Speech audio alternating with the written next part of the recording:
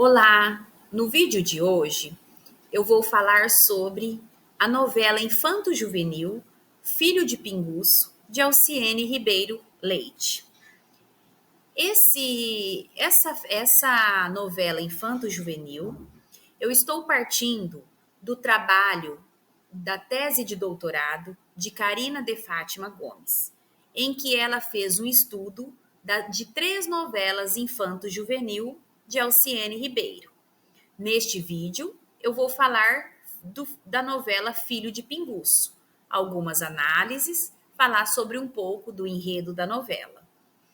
Nos próximos vídeos, falarei das outras 2 novelas que faz parte do trabalho da Carina, né? O trabalho intitulado Literatura e Mercado, uma leitura de 3 novelas infanto-juvenis de Alciene Ribeiro, Unidade e Diversidade, um trabalho já defendido, né, pela Universidade Federal de Mato Grosso do Sul, orientado pelo professor Dr. Howard Ribeiro Rodrigues, né?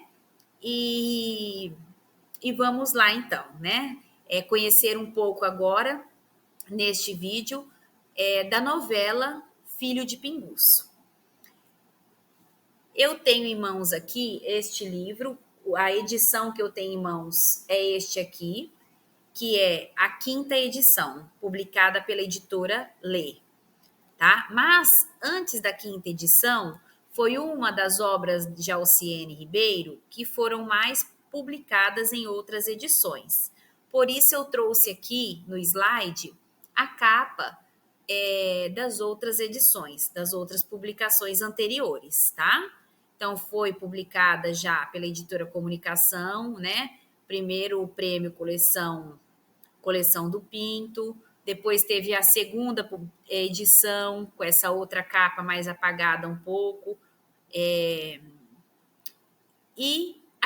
eu tenho a 5ª edição, que é essa capa aí, Filho de Pinguço, esse mais colorido, que é o que eu demonstro aqui no vídeo, ok? Então vamos lá, vamos conhecer um pouco da novela infanto-juvenil, esta narrativa, né, cativante, surpreendente, né, de uma escrita fabulosa da nossa querida escritora Alciene Ribeiro. Então, como eu disse, eu estou partindo da perspectiva do trabalho da Carina, né? Então, quando eu parto do trabalho de alguém, né, eu vou citar, né, da onde eu tirei todas essas informações, né, além de colocar o nome da pessoa, né, e também exaltar o trabalho da mesma, né? Por sinal, um trabalho muito bom. Então, a tese propõe uma análise das novelas juvenis de Alciene Ribeiro, Filho de Pinguço, de 1983, O Mágico de Olho Verde, de 1984, e Drácula Tupiniquim, de 1989, com o objetivo de compreender o projeto estético da escritora. Filho de Pinguço, de 1989, foi publicado pela editora Lê. Esse da editora Lê, que eu estou falando, é da 5ª edição, que é deste livro aqui que eu tenho. Lembrando que eu gostaria de falar também que essa obra, Filho de Pinguço, faz parte também da minha pesquisa de tese de doutorado, né? A qual eu trago, né, demonstrando o turbilhão, a estética do turbilhão de Alciene Ribeiro, também nesta novela. Então, Filho de Pinguço, de 1989, publicado pela editora Lê, narra a história de um menino que lida com as dificuldades e amarguras familiares. Dividido entre a mãe e o pai, que é alcoólatra, num modo familiar tradicional, no qual o homem é o provedor e a mulher a rainha do lar, né? Então dá para observar aí, né, essa submissão da mulher, né?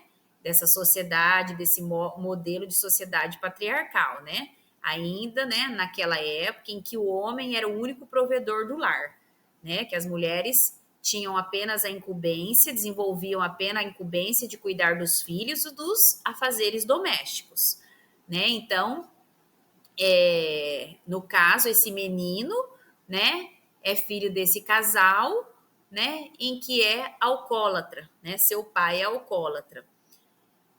Porém, é óbvio que tudo não passa de convenção, já que o marido mal tem dinheiro para alimentar seu vício e a esposa demonstra-se totalmente triste e insatisfeita com a vida que leva, cuidando dos filhos e da casa. O único espaço, além do doméstico frequentado pela mãe, é a farmácia, no dia em que o filho machuca-se em uma briga com outro jovem, né? Então, o único lugar ao qual a mãe se dirigia era para a farmácia. Caso contrário, sempre dentro do lar, submissa ao marido, né? Organizando e esperando. E quando o mesmo chega em casa chega sempre alcoolizado, né? E os proventos financeiros, né? Os recursos financeiros dessa família, é, a conta nunca fecha, vamos dizer assim, né? Pelo fato de que o dinheiro do marido sempre está sendo ali, né, empregado nos seus vícios, para alimentar os seus vícios, e a família acaba ficando ali desolada em muitas necessidades, e isso entristece muito essa mulher, né? E se torna insatisfeita com a vida que leva.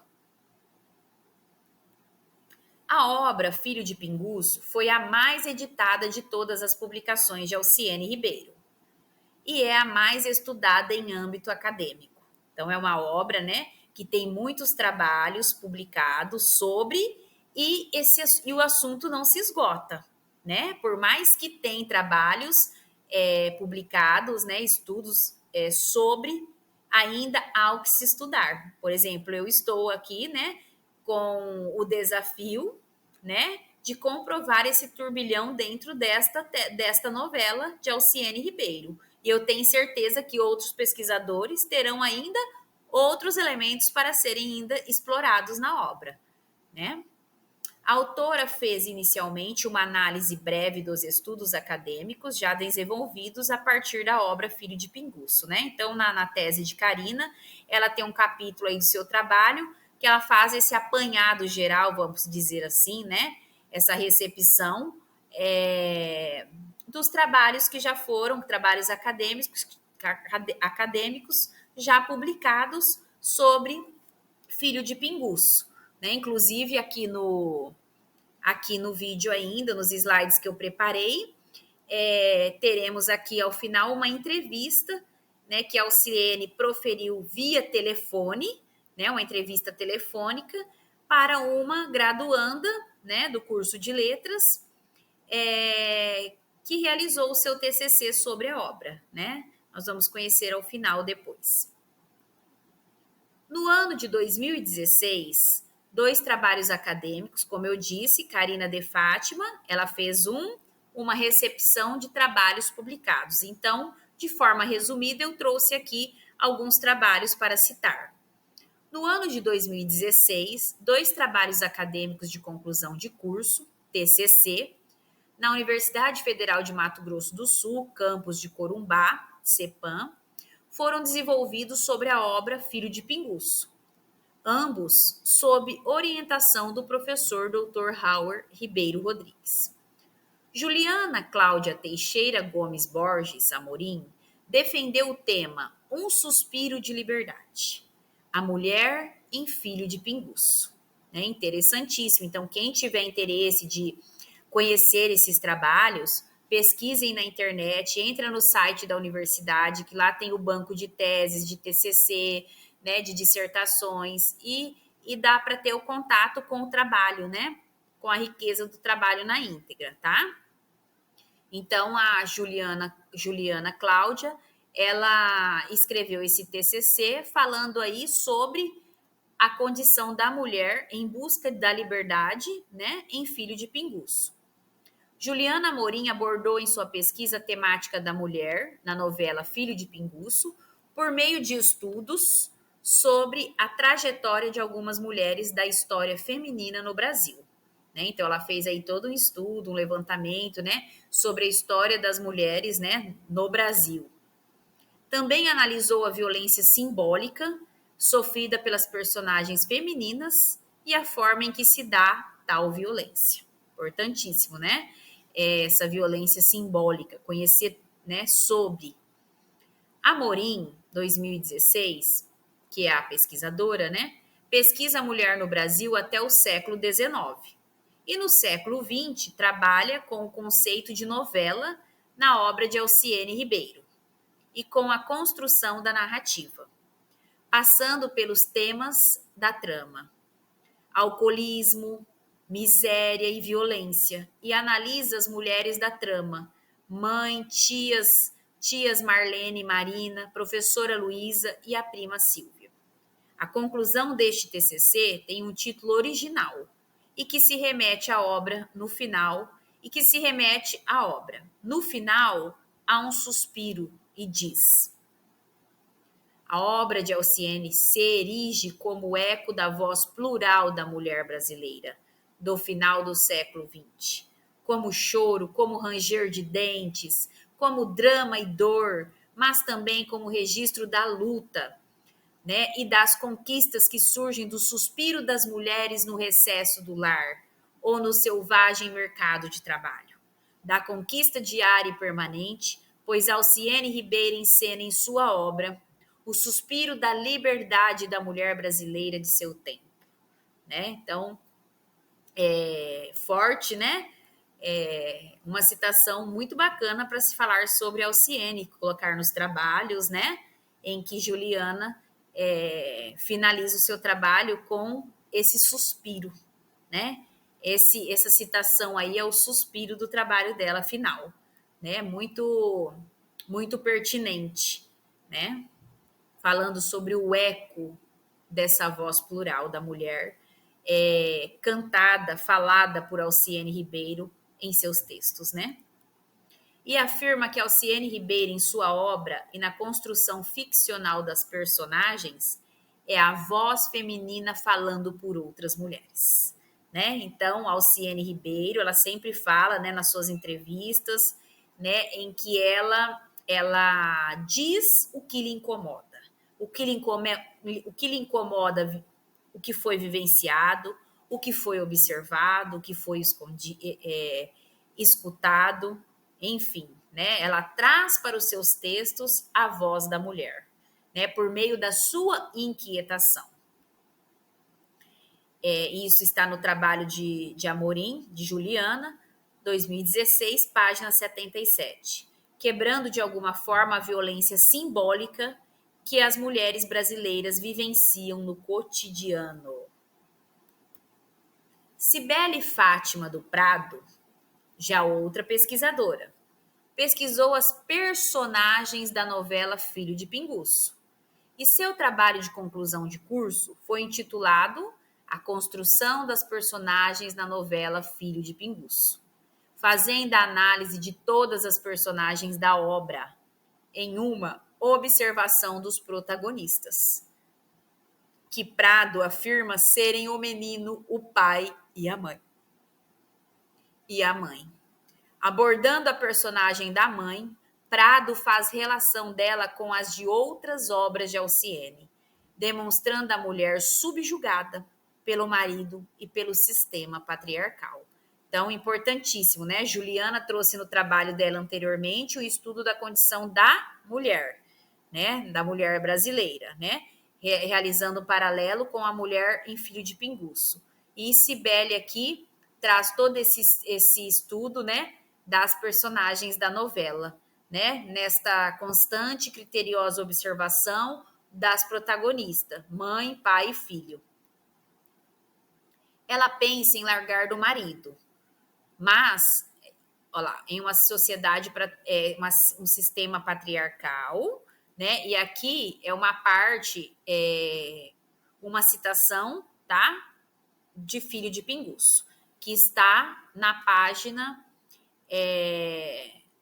que Leite diz, né? Leite é Alciene Ribeiro Leite, tá?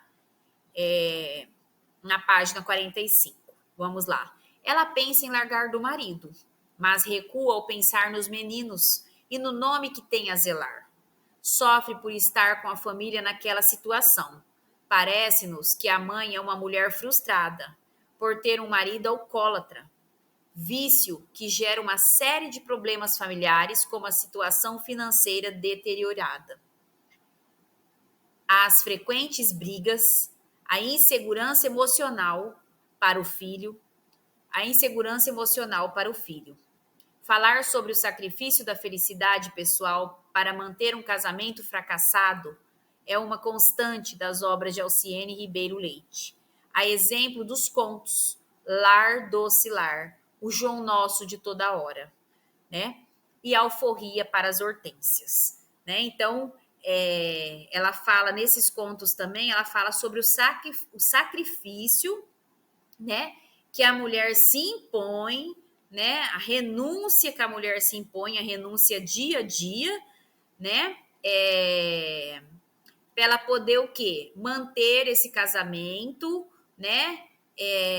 Sacrificando toda a sua felicidade pessoal em detrimento do quê? De zelar pelo seu nome, de zelar pela sua família, né? De zelar pelos filhos, né? Quando analisa as personagens secundárias, Prado explora as mazelas da vida conjugal. Quando trata-se dos tios, um não trabalha, a outra é fofoqueira e a outra é mal-humorada, bem como atribui um olhar afetivo à professora Luísa, que acolhe o menino, que está no texto. Qualquer dúvida, me procure depois da aula, a professora dizia. Além do dono do bar, seu João, com maiúscula, dando mais poder e autonomia à personagem do que realmente tem. Porque para o menino, o dono do bar é uma autoridade, pois vende fiado, de favor e sempre tratando a família como minoria. A prima Silvia também tem papel importante, porque desperta no menino sentimentos positivos, mas também negativos, de inveja dos colegas de escola, por exemplo. A pesquisa de Prado 2016 trabalha com o gênero novela, em específico com a novela infanto-juvenil Filho de Pinguço, abordando traços neonaturalistas, explora as personagens de ficção e analisa no terceiro capítulo a forma de construção das personagens da novela, protagonistas e personagens secundárias. Né? Então, um belíssimo trabalho aqui da Cibele, né, quando ela analisa tanto os protagonistas quanto essas personagens secundárias, né? E cada uma das personagens, né, Alciene retrata aí uma condição da qual vive, né, o meio da qual vive ali nessa condição. Esta análise diferencia-se na análise de personagens com relação à pesquisa de Prado, 2016, por considerar apenas o menino como protagonista, diferente de Prado, que considera a mãe, o pai e o menino como centrais na obra. E concorda com Carmo, 2018, dizendo: o menino é o protagonista absoluto da focalização. Confirmamos essa escolha já observada em outras narrativas, mas também em situações como essa, em que a autora usa de artifício o deslocamento para confirmar tal escolha no enredo. Rê, pai, dá um beijo, falou apertando o garoto. Nesse fragmento, percebemos que a fala que seria do menino está na boca do pai, reforçando assim o ponto de vista do menino. Né? Olha lá, focalização. Em situações como essa, cercada de grande tensão, a chegada do pai embriagado e forçando ganhar um beijo do filho, né, o qual deixava o menino muito triste, né? Não queria se aproximar de um pai desta forma, né? Percebemos que o narrador observador, ao primar pela focalização na criança, reforça ainda mais a tensão que é uma constante na novela, né? Então, essa tensão que gera, né? Desta análise, desta focalização no menino, né? Isso é a tensão ali da narrativa.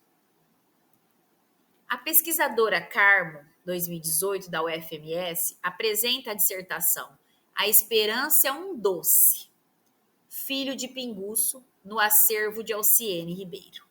Então, olha que interessante, né? A esperança é um doce. Vamos ver. Que se propõe primeiramente a classificar e catalogar parte do acervo literário da autora mineira Alciene Ribeiro, bem como descrever e organizar o acervo pertinente à obra analisada, Filho de Pinguço, e realizar a sua análise. Na obra Filho de Pinguço, o tempo da narrativa, né, então aqui ela já vai analisar o tempo, né? Dá-se em um fim de semana prolongado, de feriado e no retorno à rotina da escola na segunda-feira. Espaço temporal em que todos os acontecimentos narrados se passam. Então vamos lá. A sexta-feira caiu num feriado. Veio sábado, domingo. 3 dias dentro de casa. Então essa família, 3 dias dentro de casa juntos. Sem serviço. 5 garrafas vazias no chão. Muito toco de cigarro. A sala fedendo. Corpo, hálito, fumo. Nem tomou banho, trocou roupa. 3 dias. Né? Então, o espaço em que acontece, né? A focalização aí nesse espaço que acontece, esse espaço temporal, né? De tempo, esses 3 dias que ocorreu essa situação da família em casa, feriado, e o pai se embriagando, sem banhar-se, né? Deixando ali aquele ambiente, né? Sem condições mesmo, né? De vivenciar ali, né? Questão até, vamos dizer, de limpeza, né? Demorou dormir. Ideias na cabeça, medo, raiva. Urinou na cama, sonhou com a prima. Fez força para sonhar de novo, mas já amanhecia. Hora de se levantar, segunda-feira, a aula. Né? Então veja o turbilhão. Vou agora trazer a minha pesquisa, né? O turbilhão de sensações neste protagonista, neste menino, né? O qual ele sofre, né? Com as ações decorridas dentro desse lar com o pai, né? Em Filho de Pinguço, os espaços são muito indicados pelos diálogos e observam-se as mudanças de ambiente da casa, bar, escola. O pai não tinha sono, até tardão zonzonando pela casa. Aí está em Leite, página 7, na obra. Reza baixinho, a cabeça escondida debaixo da coberta, uma tremura no corpo. No diálogo com seu João, dono do bar, seu João, 2 cervejas e um Hollywood, né? A marca do cigarro aí no caso, Hollywood. Seu pai tá em casa, garoto? Tá sim, senhor. Ele não vai sair, não? Acho que não. Não, senhor. Ou no diálogo com a professora Luísa. Aí já na escola, né? Tia Luísa, que é cirrose? Cirrose?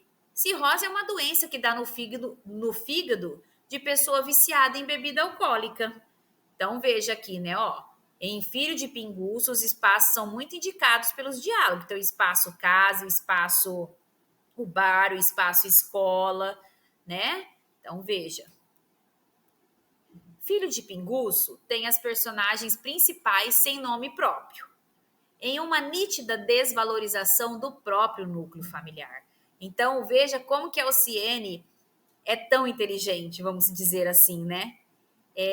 Até no fato de não ter o nome das personagens, já está trazendo ali para o leitor essa descaracterização familiar, né? Essa desarmonia nesse núcleo familiar, né? Que não há nem o nome, né? Não se dá nem o nome, né? Dessas personagens, no caso, né? Então, ela está demonstrando aí essa desvalorização está nítida do próprio núcleo familiar que este menino vive, né? Denegrido pela bebida, pela violência doméstica, pela desestrutura familiar, né? Em comparação às personagens secundárias, com famílias estruturadas, né?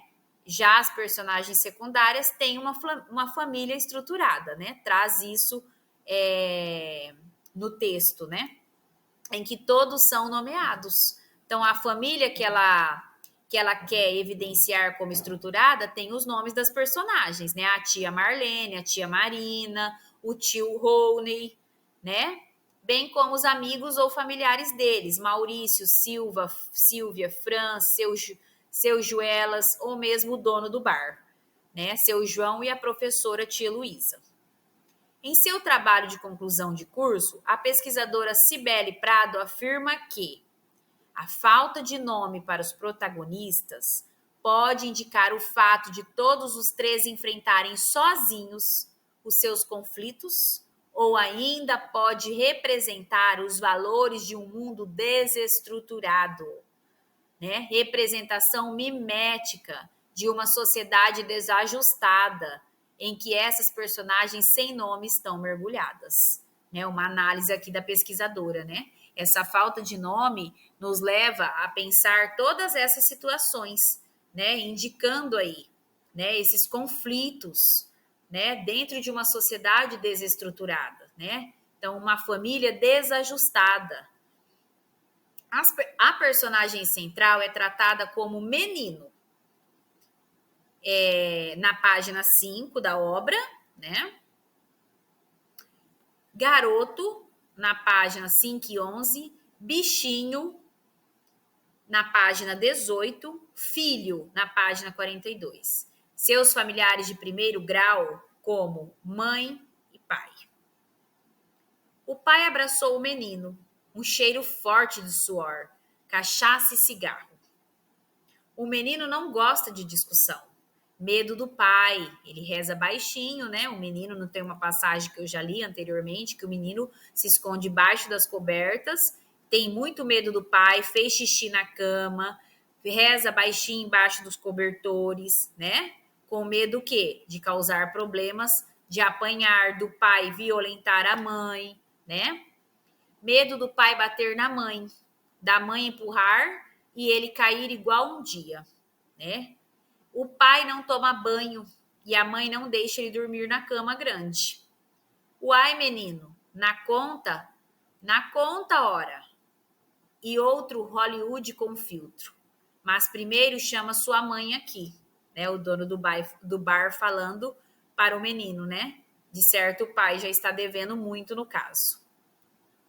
O menino demonstra grande sofrimento na trama, seja por suas angústias pessoais, seja pela preocupação com a mãe, seja pela preocupação ou mesmo remorso com o pai. E está na parte em que ele diz na citação da obra. Acontecia dele chegar da rua com aqueles cheiros. Aí enfesava por nadinha de tudo. Gritava com a mãe, batia nos meninos, mas antes ficava chato. E era o interrogatório. Só pergunta com respostas que já sabia. Perguntava para ver repetir vantagens. Gracinha de criança, bonito na escola, valentia na rua. Outra preocupação do menino é a saúde do pai, pois a tia Marlene sempre afirma que o pai vai morrer de cirrose. E ele pergunta para sua professora sobre a doença, entendendo ser grave. Preocupa-se com o futuro da família, com o sustento de todos, com a solidão da mãe. Suas preocupações são tão grandes deste menino que ele dorme mal, ele urina na cama, sonha muito, fala de noite, faz xixi na cama de vez em quando. Né? Então veja o grande sofrimento que este menino sofre nesta trama, neste núcleo familiar, né? Desprovido de carinho, desprovido de respeito, né? A angústia que esse menino atravessa, né? Toda a preocupação que ele traz para si, querendo preservar a mãe, preservar o pai também, ao mesmo tempo tem medo que o pai morre, né? Então todo esse turbilhão que essa criança enfrenta, né? Quem morre primeiro? A mãe ou o pai? Ela, sabichona, formada normalista, Ou ele escondendo o quarto primário atrás do corpo? Dói mais morte de cirrose ou de barriga de mulher? Mãe chorosa ou pai espancado? Qual faz mais falta até ele se virar sozinho? Carteira no bolso? Então veja, né? Quem morre primeiro, a mãe ou o pai? A preocupação. É outra característica do menino, o sonho com a vida adulta. Como será a vida dele adulta sem a mãe e sem o pai? Ele começa a pensar, né? Ou com dias melhores, com o pai não alcoólatra, esse sonho também, né, do pai deixar esses vícios, né? Quando fosse rico, nunca mais ia comprar fiado. Ele se incomoda também com a situação do desse desprezo que o pai também sofre ao pedir fiado no bar, né? Quando o dono do bar diz para ele levar a mãe dele para poder comprar o cigarro, né? Mas deseja o lugar, só ele de filho. Geladeira, sim, de guaraná, neca de cerveja. Então, geladeira cheia de guaraná, menos cerveja. Sábado e domingo, toca a cear de moto. Né? Pai e filho, as risadas diante da sua porta. Né? O sonho do menino, o desejo desse menino. O desejo de ter outra vida, as frustrações de ser filho de alcoólatra, o desejo de brigar para extravasar aqueles sentimentos todos o levam a brigar na rua para defender o pai, né? Então, quando alguém fala do seu pai, ele parte também para a violência, para a agressividade, que é o que ele vivencia na casa dele, né? No núcleo familiar em que ele reside, né? Então, brigar para extravasar aqueles sentimentos todos o levam a brigar na rua para defender o pai. O menino apanha e o conflito externo chega a casa e reflete-se na condição do casal. O pai vangloriando-se da briga do menino, a mãe enfrentando o sofrimento calada, chorando pelos cantos. Não pode levar desaforo para casa. Filho meu não leva desaforo para casa. Escuta só, vivo repetindo para ele, não baixar a crista para nenhum frangote. O bichinho tá aprendendo, mulher. Então, olha aí, né? O pai mesmo já instigando a violência, né? Dizendo ao filho, quando alguém mexer, para revidar com violência. Não foi choro alto nem calado, mas parecia suspiro, gemido, como se alguma coisa tapasse a garganta. Segurava a fala. O menino não conhecia aquele choro, um modo novo da mãe sofrer, porque ela estava sofrendo paca, não tinha dúvida. As personagens da obra Filho de Pinguço são personagens planas, né? Então, para quem tiver a oportunidade de estudar nas teorias da narrativa, lá tem todas essas configurações. Quando vai estudar sobre as personagens, tem lá todos os tipos de personagens. Como tem aqui, planas, personagens redondas, personagens mistas, né? Aí vai adentrando a fundo, né, nos estudos. Então, as personagens da obra Filho de Pinguço são configuradas, né, a pesquisadora concluiu que são personagens planas, que vivem e revivem seus conflitos pessoais, do início ao final da narrativa. Né? Então, personagens planas são aquelas que vivem e revivem seus conflitos sem um término, do início ao fim da narrativa. Temos aqui o pai é alcoólatra em toda a narrativa. E apesar de sentir muito pelo menino ser xingado de filho de pinguço, não muda seu comportamento. Manda o filho mais uma vez comprar bebida alcoólica, mas desta vez à vista. Então já usa aí do menino uma criança para comprar bebida alcoólica, né? O qual todos nós sabemos que isso é crime. Não se pode fazer isso com uma criança, exploração, né? A mãe permanece infeliz e o menino continua vivendo seus conflitos, do começo ao fim do livro. Pai, mãe e menino não alteram seu comportamento e também não evoluem psicologicamente ao longo da trama. Né? Então, eles não evoluem, não tem mudança. Né? Do início ao fim é todo esse sofrimento, é todo esse conflito. Né? O menino se incomoda por ser chamado de filho de pinguço no hall escolar, né? O pai pede para que ele revide, mas não muda sua postura. E a mãe sempre naquele círculo vicioso de descontentamento, né, de tristeza, de infelicidade, né, de ver o seu lar tão desestruturado. A temática da obra Filho de Pinguço, alcoolismo, violência doméstica, agressões, era um pouco comum na literatura do período, que se mostrava mais realistas e menos romântico, né, em 1989, quando foi escrito aqui, que se mostrava mais realista e menos romântico, levando a realidade de diversas crianças e jovens para dentro do livro, de forma a gerar reflexão, mudança de postura e sensibilização.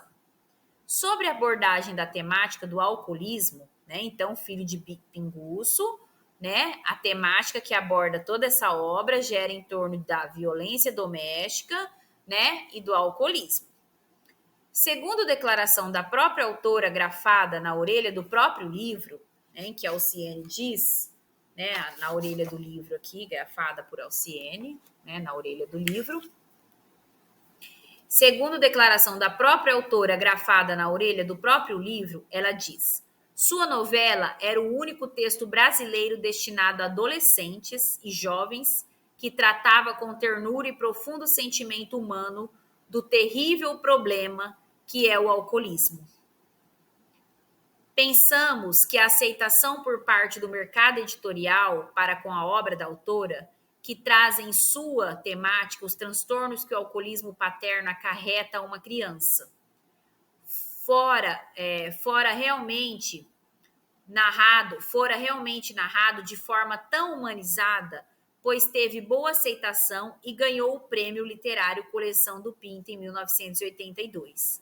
Como também foi dramatizada em escola pública do Estado, em Minas Gerais, o que prova que a obra apresentara uma boa contribuição social para a juventude. Né? Então, veja, né? Alciene diz aqui na orelha do livro, né, que sua novela era o único texto brasileiro naquela época que abordava essa temática, né? E foi muito bem aceito, né? Por essas dramatizações e também pela premiação recebida, né? Por ela estar trazendo, né? Tratando desse sentimento humano tão terrível, né? Esse problema terrível que assola os seios familiares, né? Por parte do alcoolismo. Tanto o alcoolismo quanto a violência constantes na narrativa levam o jovem leitor a refletir sobre seu papel social, buscando mesmo que nas entrelinhas e com o uso da linguagem metafórica, características de Alciene Ribeiro, né, que utiliza-se muito da linguagem metafórica, como ela mesmo diz, se 3 palavras resume o pensar e a sua ideia, fechou o texto. Né? Aí cabe o leitor decifrar nas entrelinhas, né, a mensagem pela qual o autor está passando, né? Então, buscando mesmo que nas entrelinhas e com o uso da linguagem metafórica, características de Alciene Ribeiro, sua vocação pedagógica, conforme afirma Coelho. Aqui a autora é Nelly Novaes Coelho. E ela diz: a violência que o pai comete contra o filho, seja ela física ou psicológica, nos remete ao modo da autora ver a literatura, né? Segundo Alciene, em 1978, essa arte é canal de denúncia das opressões pelas quais passam as pessoas. Diante desse ponto de vista da autora, a novela aborda em seu enredo o que as pesquisas apontam sobre maus tratos contra as crianças, que mostra que os primeiros transtornos psíquicos oriundos do vício do pai geram sentimentos oscilantes na criança, que, frágil e temerosa, ora sente amor, ora raiva. Em Filho de Pinguço, a esposa subjugada, casada com um bêbado, sofrida e amargurada, presa a um casamento por conveniência social, em que não há respeito ou amor. Né? Então, tanto o alcoolismo quanto a questão da violência, né, dessa família, né, leva o jovem a refletir sobre o papel social, né?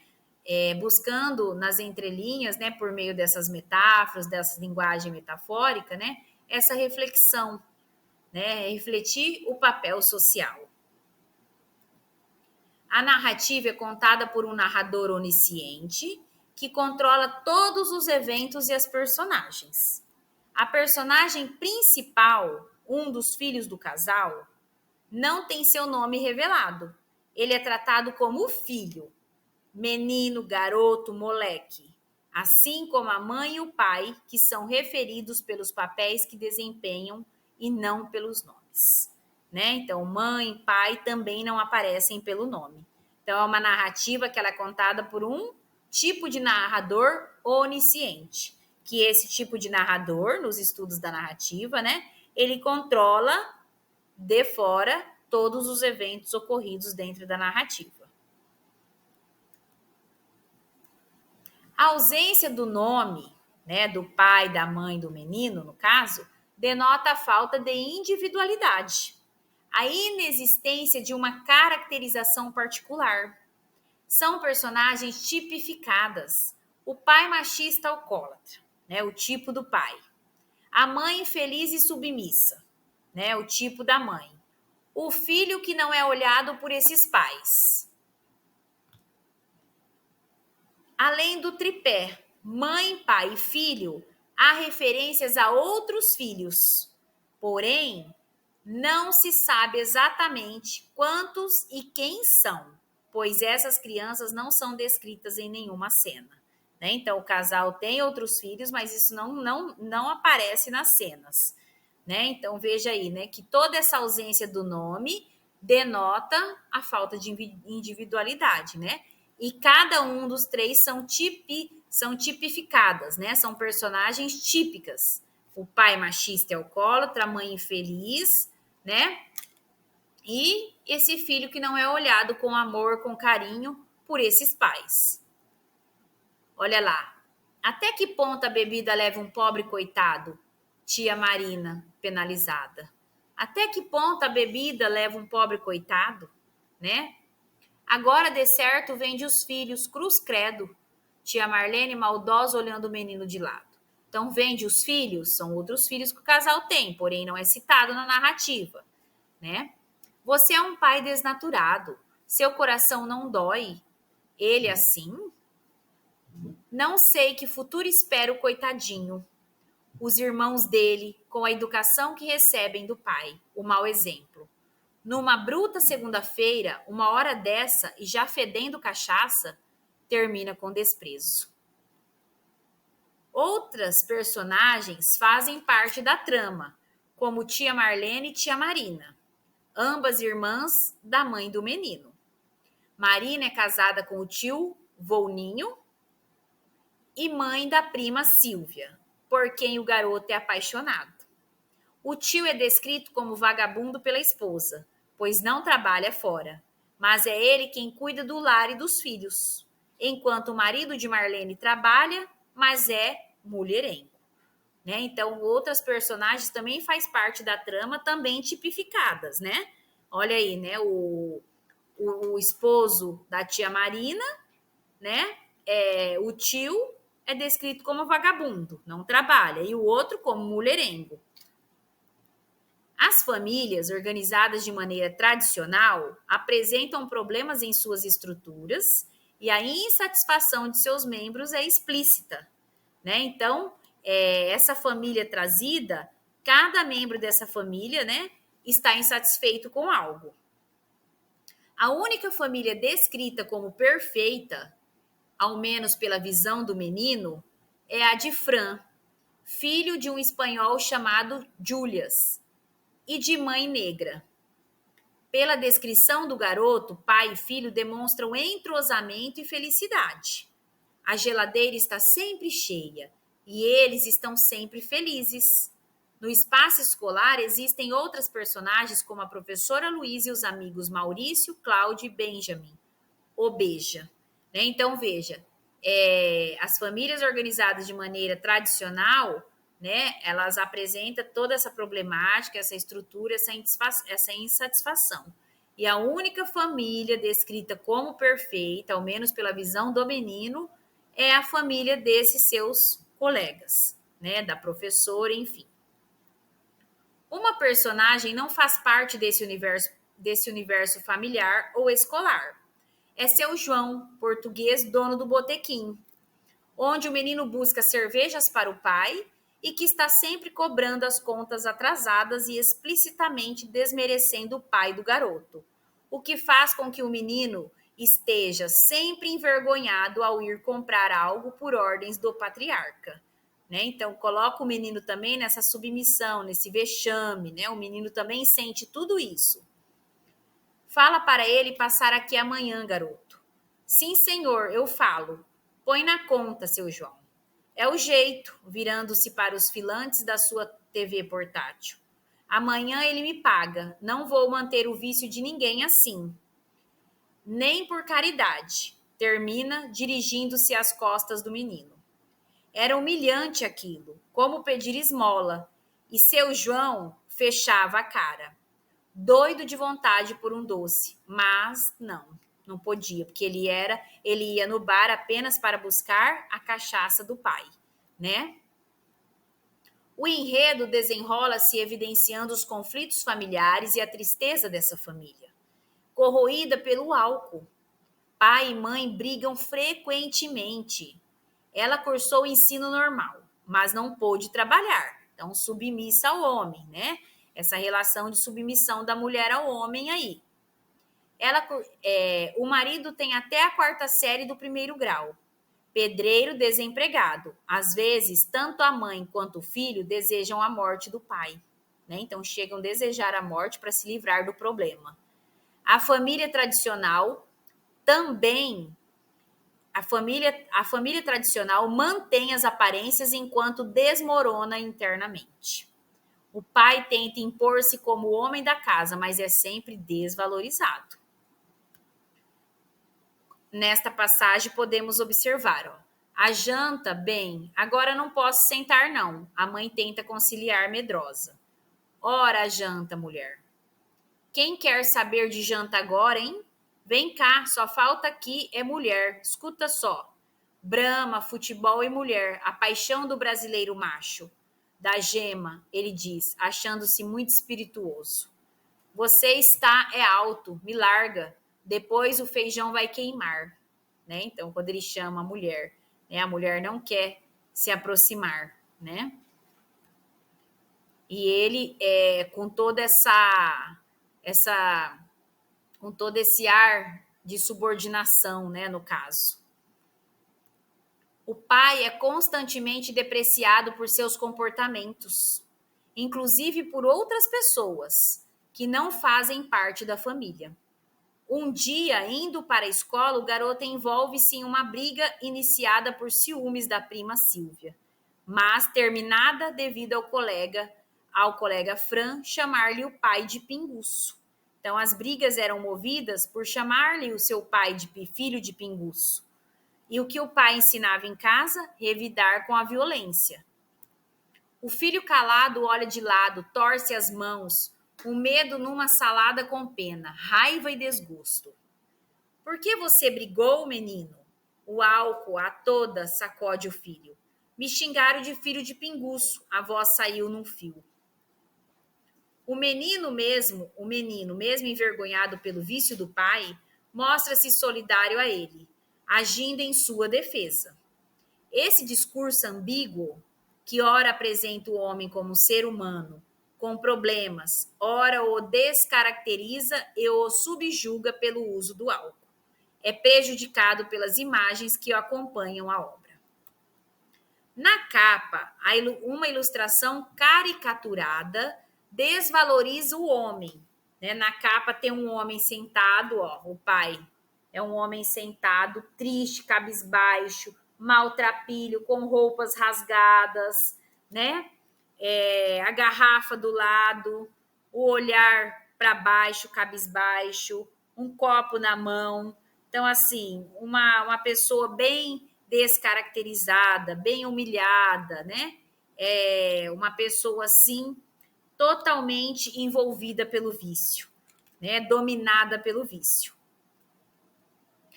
Com aspectos quase animalescos, como pernas e ombros salientes, né? A comparação com o animal fica evidente no trecho selecionado, né? O pai tem as pernas e os braços salientes, mas assim, a caracterização desse pai é de uma pessoa mal cuidada, né? Despenteado, né? Ali com cigarro na boca, com um copo na mão, garrafa do lado, né? E o filho com a expressão muito triste ao lado, né? Na capa tem essa caracterização.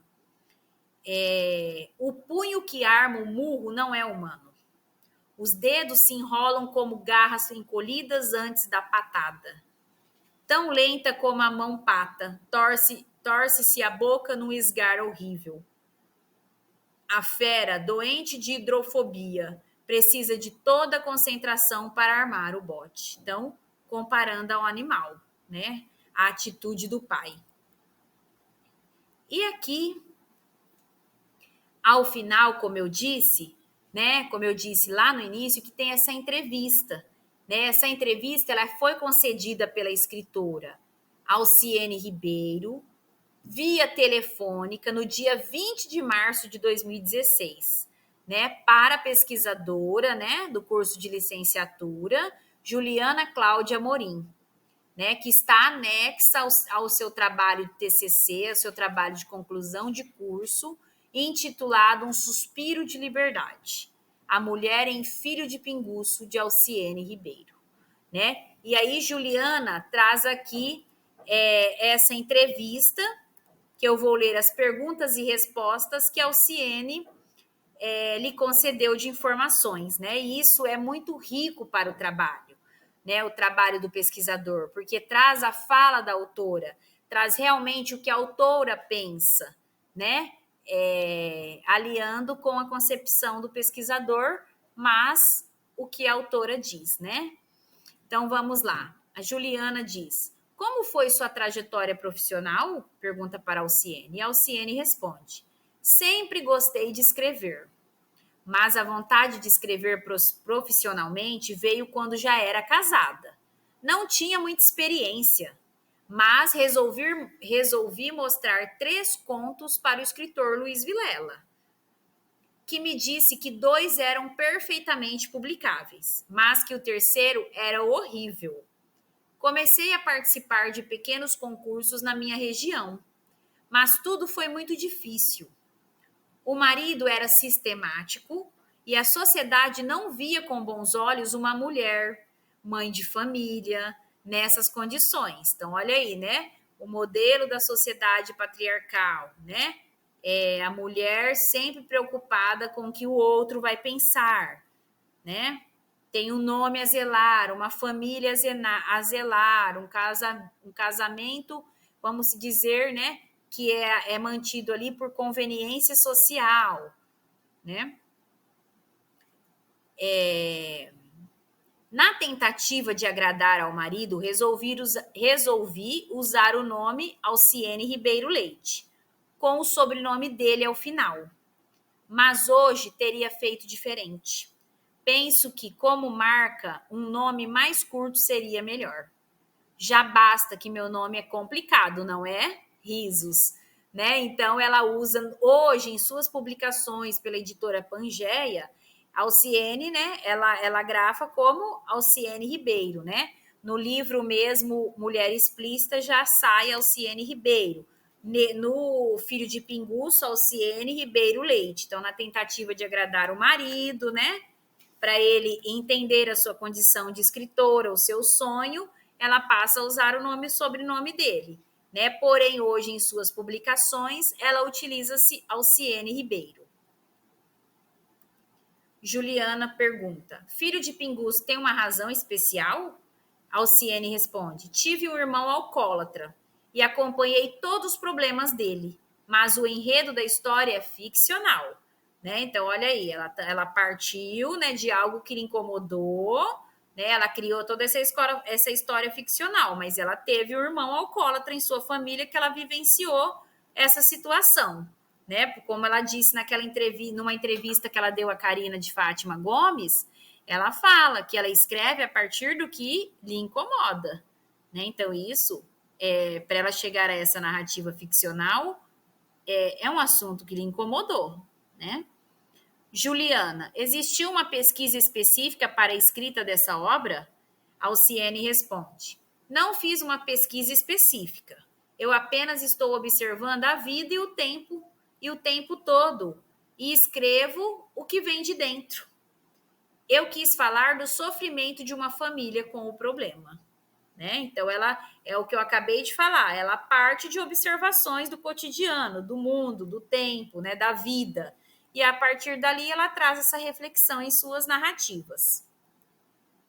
Juliana pergunta: percebemos que a temática da mulher é recorrente em sua obra, por quê? Alciene responde: eu vivi um pouco isso, e com a vivência é fácil falar sobre o assunto. Na obra, marido e mulher são frustrados. Ela está infeliz e não quer se aproximar daquele homem bêbado, que nem toma banho.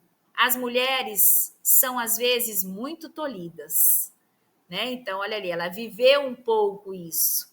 E a partir dessa vivência, ela teve propriedade para falar do assunto. Outra pergunta. Para a senhora, quais seriam as marcas das personagens femininas de Filho de Pinguço? Alciene responde: as mulheres são as marcas das mulheres, no caso.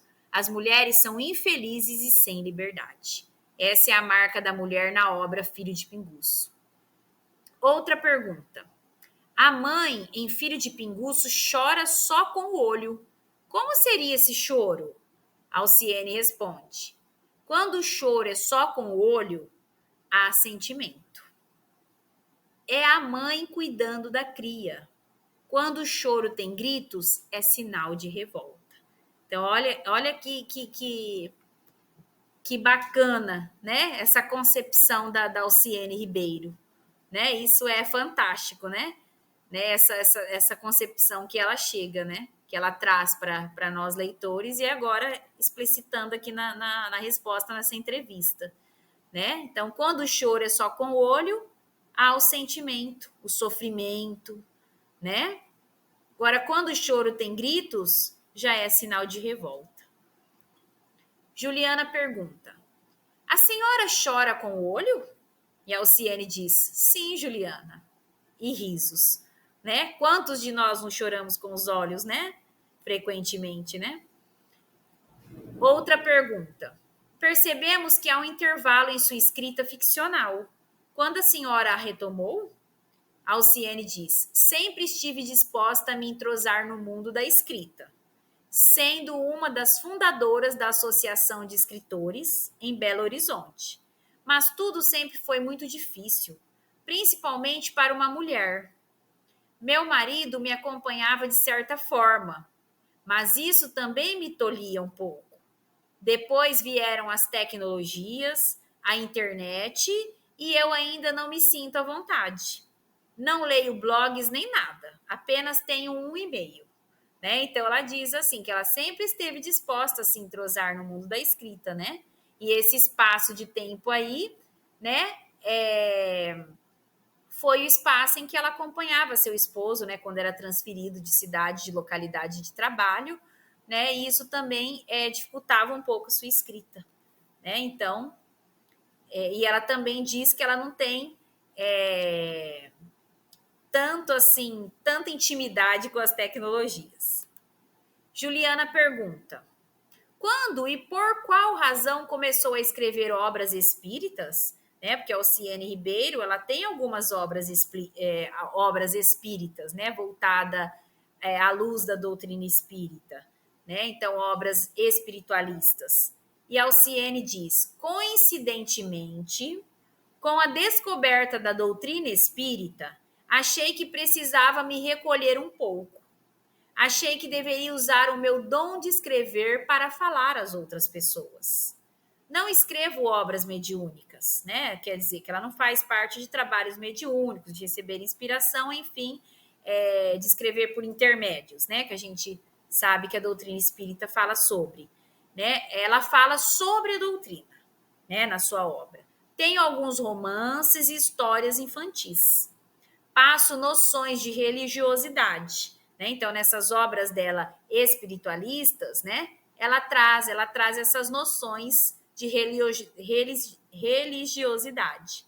Muitas pessoas não entendem isso, e o meu recolhimento serviu para diminuir o patrulhamento, né? Então, foi uma fase da vida dela em que ela se recolhe intimamente, e nesse recolher-se intimamente, ela volta-se para si, né? E é onde ela passa em essas obras que ela tem, né?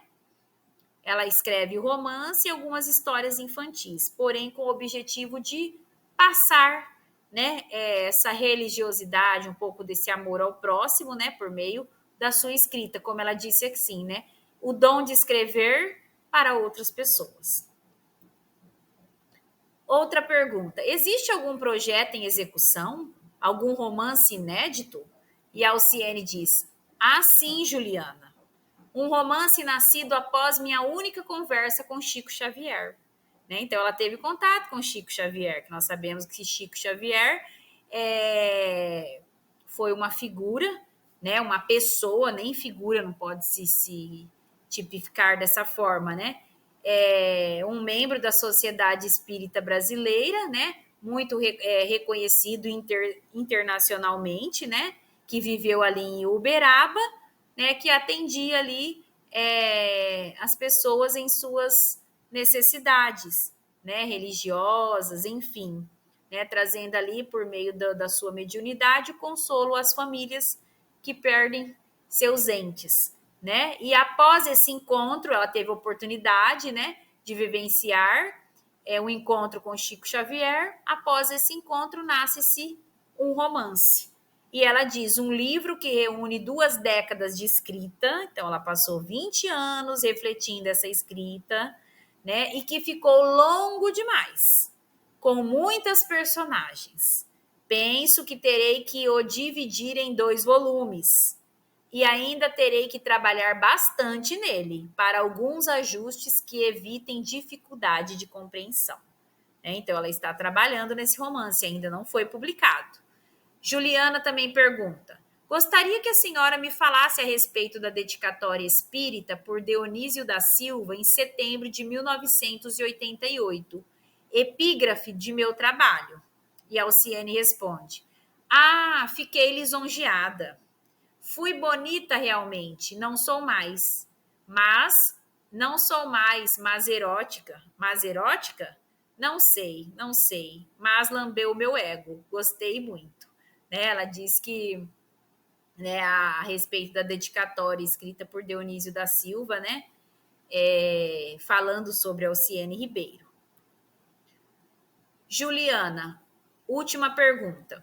Meu trabalho versa sobre a representação feminina em Filho de Pinguço. O que a senhora pensa sobre a condição das mulheres na atualidade? E Alciene responde: algumas mulheres ainda estão presas, sobretudo em relação ao casamento. Eu penso que o homem e a mulher têm que entender que o casamento demanda auxílio mútuo. Eu mesma casei com um homem que era 10 anos mais velho que eu e não sabia coar um café. Desconfio que não me lia, mas começou algumas leituras.